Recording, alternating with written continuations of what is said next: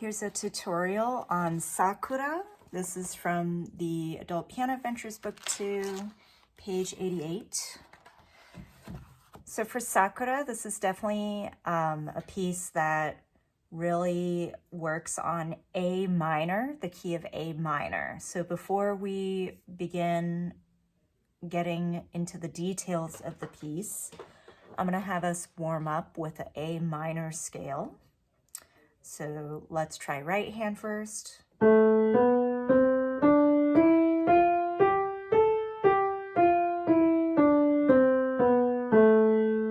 Left hand.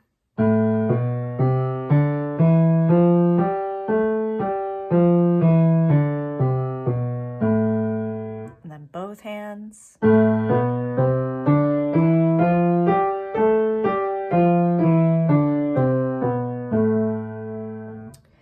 And then actually on the page previous to this page, on page 87, it talks about there are actually 3 total different types of minor scales, but for the sake of this book, we're just covering 2 for now. So the A natural minor scale that we just played, and then also there's another one called the harmonic scale, which is basically a raised 7th, which is G in this case, if A is our starting note, 1, 2, 3, 4, 5, 6, 7.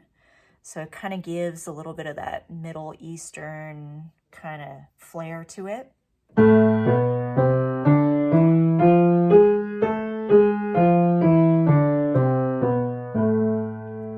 So there's a bit of a gap between 3 on F and then reaching to G sharp for the scale. So for Sakura, we're mainly just focusing on A natural minor, because as you can see, there are no sharps written anywhere within the piece. So to start off, I usually like to cover the intro and the outro first because they're identical for the most part. So if we're just focusing on that right hand, also keeping in mind intro and outro are pretty soft. We have a piano and a pianissimo, so even softer than piano at the end of those bars there. So starting at the beginning, octave higher, 1 more octave. You can't see my hand because it's that high, so I'm just going to tilt it a little. So we have here, here, and then here for those 3, 4, 3, 1s. All right, now I'm going to shift it back. There we go. Okay, so measure 17, it's the exact same thing, except it gets a little bit slower on the end. So when you're doing the octave highers, it's probably easiest to just slide up so you don't have like a big jump trying to find that B again with your 4th finger. So just slide each time. Left hand is what we call an ostinato in piano music, or any music for that matter. Basically, it's a repeated pattern that just continues over and over and over. So a lot of times in piano music, it's in the left hand. So in this case, measure 3 is the figure for this ostinato. So we have a 5th, 6th, and you're just gonna alternate with that thumb up a step, down a step. So practicing left hand by itself is like super chill. Don't really need a lot of focus on that. Just moving that thumb extension up and down, pretty simple. So majority of the focus should be right hand for this piece, for a couple of reasons. First off, it's more active. And then we also have a lot of these slurs, 2-bar slurs that are occurring throughout. And it even has that crescendo diminuendo attached to each of these slurs. So that's what we want to focus on, getting the dynamics and really nice legato even across the bar lines. And sometimes it'll occur from one line into the next line. So being able to really get comfortable with what that feels like so that when you put it together, it'll be a much easier process. So to begin, we're going to start with this measure 3 situation here. So we have kind of similar to what left hand is doing with the top note going up, except for these, we're just going to do consecutive sixths. So keeping that hand shape up and down. And that happens a few times within the piece.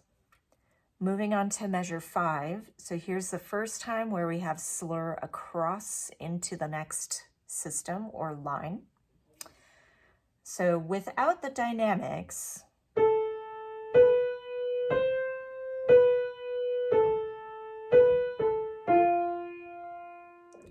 so that's those 2 bars, measure 5 and 6.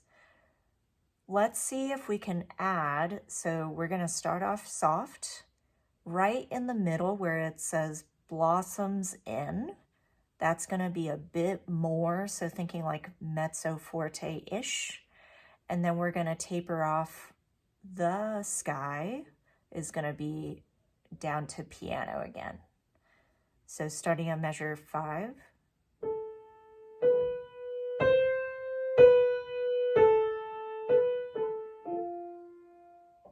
And try that a couple times to see if you can really gauge that crescendo properly in the right spot. So in the middle of those 2 bars, it's going to be a little more pressure, and then we're going to back down with the pressure in the sky part. Similarly, measure 7 and 8 has that same thing, different notes, but same rhythm. And we're going to taper off at the end, starting piano.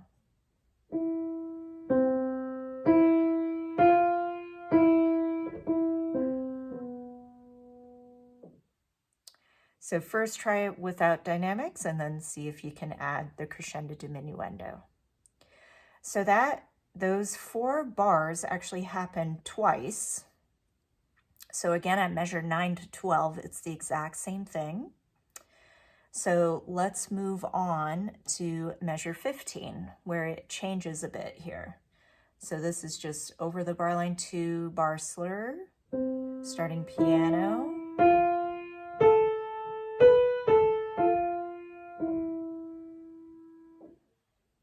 And that's it for that melody. And then we have the outro at the end.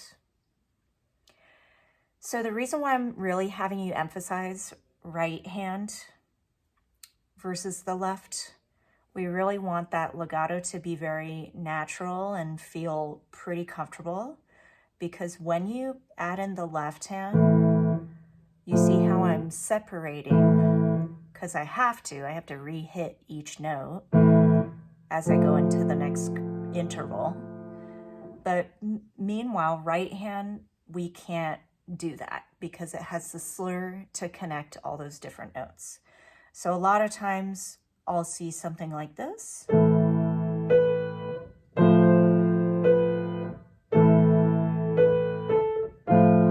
So you see how I'm breaking that melody because I'm trying to match the motion of separating these half notes and the right hand at the same time. So that's a very common thing that I see and hear when teaching this piece.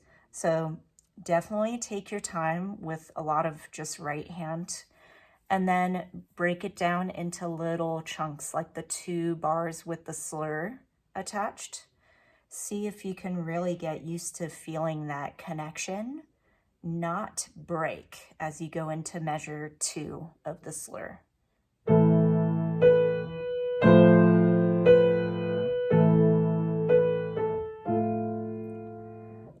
So it's really kind of forcing that leaning into every single note approach. And you could even break it apart within those 2 bars too. You could be like, let me try From Blossoms and see if I can connect that blossoms in 5, 4, 3 instead of 5, 4, 3, right? So I highly recommend doing that for all of these measures here with the 2 bar slurs, like even on measure 7 and 8. Far as I. So kind of isolating those spots where it could potentially break. Fragrant blush, right? And then when you're doing measure 15, Come and See the Cherry Trees. The nice thing with this one is left hand is just holding the entire time. But when you add the pedal, that's going to be another spot where it could potentially break. So without pedal,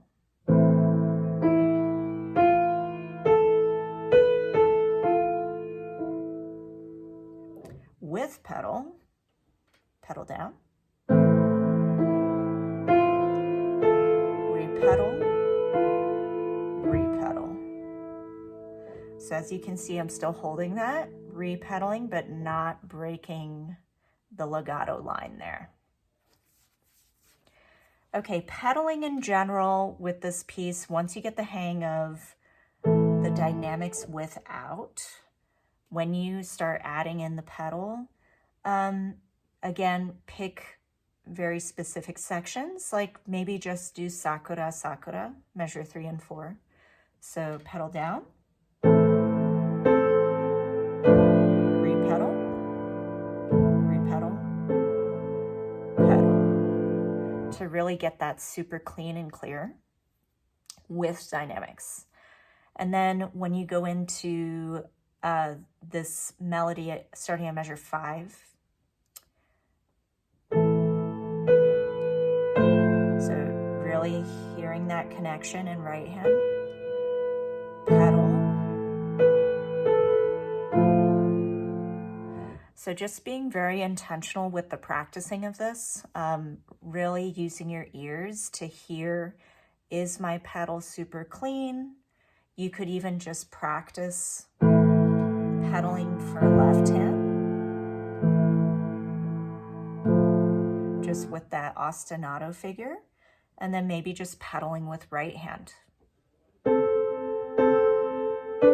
Pedal.